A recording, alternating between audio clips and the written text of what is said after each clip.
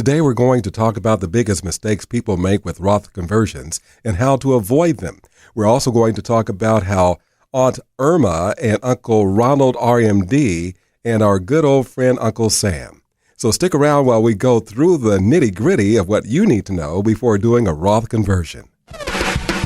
Welcome to Label on Fire with Label Sternbach, the financial independence and retirement show dedicated to helping you build the life of your dreams as fast as possible with as little stress as possible. Ladies and gentlemen, it's time for Label on Fire. Hi, everyone, and welcome back to another episode of Label on Fire. I'm Freddie Bell with Label Sternbach. He's Amazon's best-selling author of Living with Financial Anxiety and also the author of Authenticity. Hello, Label, and welcome back. Hey, how are you doing today? Unbelievable. Real quick, let's talk about Roth. And what is a Roth conversion, Label? So a Roth conversion is essentially when we decide to pay taxes on our retirement accounts and choose when and how we pay taxes. Ordinarily, we would pay taxes when we take the money out of the account and we would take it, out in retirement. Well, a Roth conversion is saying, hey, I'm going to pull out more money than I need. I am going to pay taxes on that immediately, and I'm going to put it in this Roth account. Now, the benefit of this Roth account is that it grows tax-free, and when we take the money out, it's tax-free on the distributions. Of course, there's an asterisk with that we'll talk about more about, but essentially that's what it is. It's paying taxes when it's convenient to you and not when it's convenient in Congress. We're talking with Label Sternbach, and of course, we're talking about the Roth conversions today. Label, it seems like there's a lot of opinions out there about Roth conversions. Do them when you're in the lower tax bracket. Don't trigger something called IRMMA. I like to call it IRMMA. Go into a higher tax bracket. What are your thoughts about all of this, Label?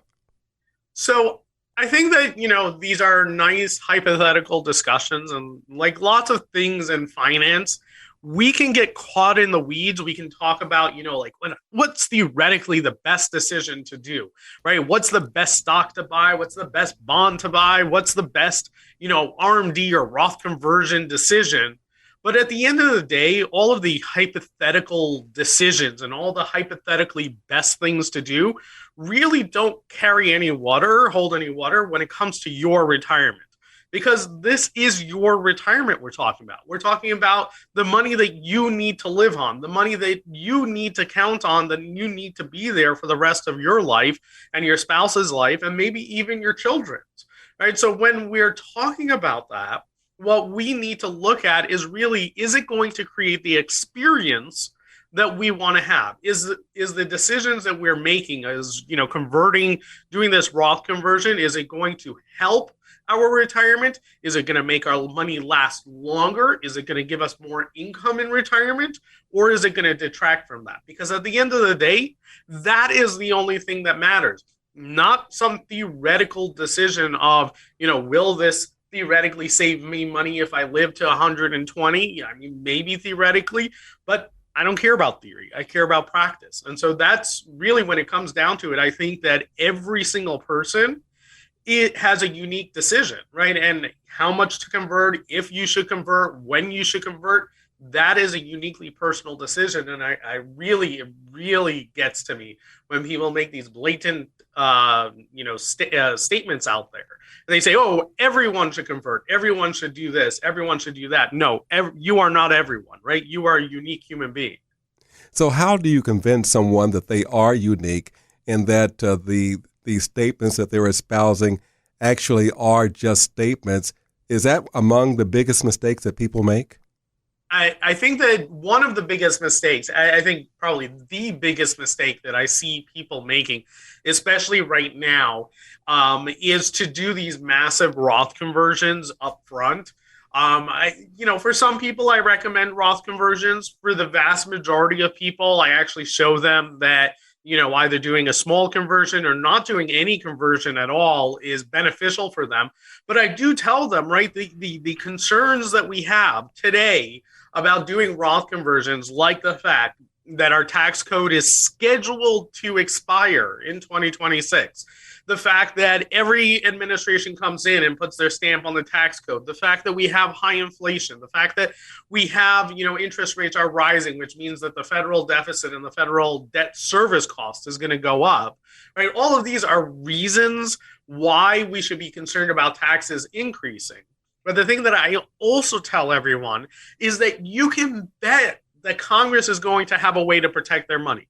And that in the United States, the tax code is not set up to collect revenue. It's actually an extension of our economic policy. It is a way for the government to incentivize behaviors that drive our economic engine. And so there will always be opportunities for us to reduce our taxable income in retirement, to be able to reduce the impact that has. And so what we want to be is strategic about the decisions that we make and make sure that we have as many options as possible. Now, having said all that, there are people, right? If you have all your money tied up in a retirement account, right, then you are ripe for Congress to come after. And we might want to do a Roth conversion at that point, not because we're worried about taxes, but because we don't want to have Congress be able to dictate when and how we take money out. And we don't want to be subject to the whims of Congress. And when we do that, we want to make sure that we do it in a way that's beneficial to our retirement and that it doesn't detract from our retirement. And the answer for that is going to be different for every single person. It's going to depend on your tax bracket. It's going to depend on how much money you need in retirement, right? What your shortfall is, how much what your health is, what your age is. There are so many factors that are individual. How do you combat somebody, or how do you counsel them when they say, well, I read this report and Mr. Sternbacher says I should be doing A, B, and C, but you're talking about I should follow an idea based on what I've told you of 1, 2, and 3. How do you come back? So I always say, two things, right? And I get this question all the time, right? I mean, almost every single conversation I have with a new person begins with, well, I read this article, or my current advisor told me X, Y, Z. What are your opinions about it, right? And I always, my answer is always the same. It's, those are great ideas, and they work for a subset of people, right? They're the perfect solution for a certain person. Now, I don't know if you are that person, right? And from the information that you've given me, you don't know if you're that person, and I don't know if you're that person. And the only way we're going to figure it out is to actually map it out, right? Let's put pen to paper. Let's map out the future, figure out what exactly will impact us, and will this have a positive or negative impact, right? And when people say, well, but the Wall Street Journal said this, or, Motley Fool said this, right? The answer is they're selling headlines, right? They're selling views, right? And when you're trying to get people to read something, when you're trying to engage people, you say really strong, bold statements, right? Because that attracts people. It riles people up. It makes people feel like, this is the truth, right? And either I feel strongly for it or against it, and it gets people engaged. Your retirement is not a political statement. Your retirement is not, some headline that gets viewership. It is your experience, right? It is your life. And we don't want to, have some headline truth. We want to have the experience that we've worked really hard to have. And the only way we're going to do that is by doing the hard work, right? Don't let anyone convince you that there's a shortcut to doing the hard work. There are no shortcuts to hard work. So tell us about, and you've mentioned this before, what is the 5-year rule, and what are some of the common mistakes that people are making concerning it?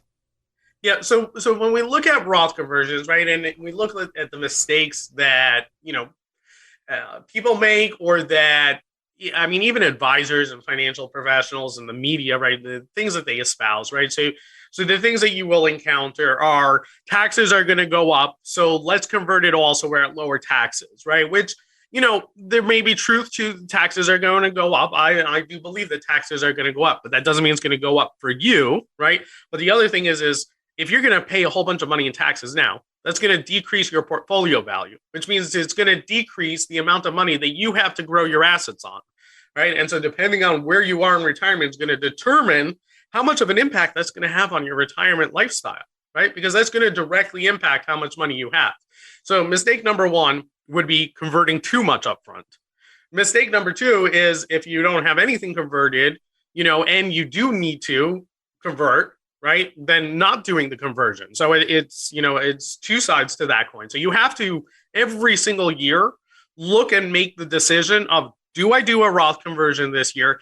If so, how much do I do? And it is very much a game day decision. The next thing, right, is you want to look at, kind of how does this affect your overall picture? So you have, are there things you can do to take advantage, which we can talk more about? The 5-year rule, which is a negative impact, right? So when I take that money out of my retirement account, I don't necessarily have to put it into a Roth account. I can put it in a brokerage account. If I put it in a brokerage account, right, I have to pay taxes every time I have capital gains, but it also means I can harvest losses. It also means that I can borrow money against it, which means that if the market is down and I have a significant amount in my brokerage account, I can borrow, live off of that, and then repay that loan when the market recovers. That's one of the things that the wealthy do to stay wealthy. It's how their investments are constantly growing, because they don't have to tap into it when the market is down. And so that's something that you can do by, again, not doing a Roth conversion. Now, 5-year rule is something that kind of rears its ugly head, where when you do a Roth conversion, Congress says, well, we don't want you just doing this conversion and then getting money tax-free, growing it and having it tax-free. You don't get this benefit for free. So in order to get this benefit, you're going to have to hold that money in this Roth account for at least 5 years and not touch it. You have to be over 59 and a half, which you're probably already at that point. But it's got to sit there, right? It's got to mature. It's got to, marinate. And if you are living off of this money, then you're not going to see that benefit, and you're going to actually get hit by a 10% tax penalty. So we need to be careful about that.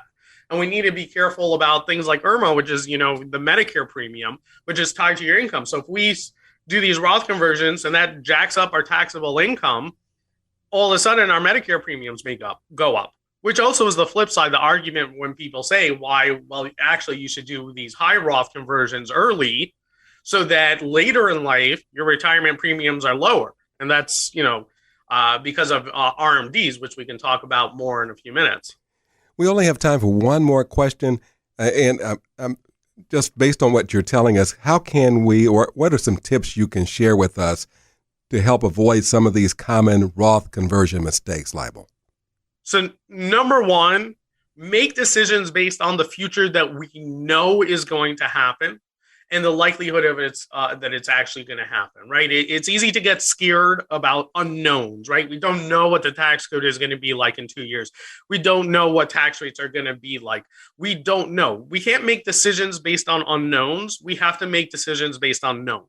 And we need to know what our income is going to be in retirement, what our distributions are going to be in retirement. Let's try to make these decisions based upon evidence. I'm a firm believer that any financial decision you make needs to be overwhelmingly obvious. If you do not feel like this decision is overwhelmingly obvious that you should be making it, then it is probably the wrong decision. Wow. Can we get more information about Roth conversions at yields4u.com? Yes. So if you go to yields4u.com, if you go under services, tax minimization, I have over there short video and a long video where I go through in depth more of, how I think about this. And if you're thinking about doing a Roth conversion, if you're looking for ways to minimize taxes, let my team take a look at your taxes. We'll do an entire analysis for you. We'll look at your strengths, your weaknesses, opportunities, the things that would keep us up at night, and we'll help you make that decision for you. That's something we do for free. That's our pleasure. We are on a mission to help as many people retire as possible, and this is one of the things we do to help people. Not a bad deal. That's Mr. Leibel Sternbach. And don't forget, you can also pick up his book, Living with Financial Anxiety, and also the book, Authenticity. Thanks for joining us this week. And make sure that you join us next week as we discuss specific strategies for how to make the most of your Roth conversion and to get the biggest bang for your buck. And we'll see you next time. If you would like to see how the Yields for You team can help you get off the Wall Street roller coaster and save you money on taxes so you can live the life of your dreams, book an appointment online at yields4u.com. That's yieldsforyou.com. Or call 410-914-4894. That's 410-914-4894. Yields for You is a registered investment advisor in the state of New York and only transacts business in states where the firm is properly registered or is excluded or exempted from registration requirements. Registration as an investment advisor is not an endorsement. Information presented on this program is believed to be factual and up to date, but we do not guarantee its accuracy, and it should not be regarded as a complete analysis of the subjects discussed. Discussion should not be construed as an offer to buy or sell or solicitation of any offer to buy or sell the investments mentioned. Annuity guarantees are subject to the claims paying ability of the issuing insurance company. Content should not be viewed as legal or tax advice. Always consult an attorney or tax professional regarding your specific legal or tax situation.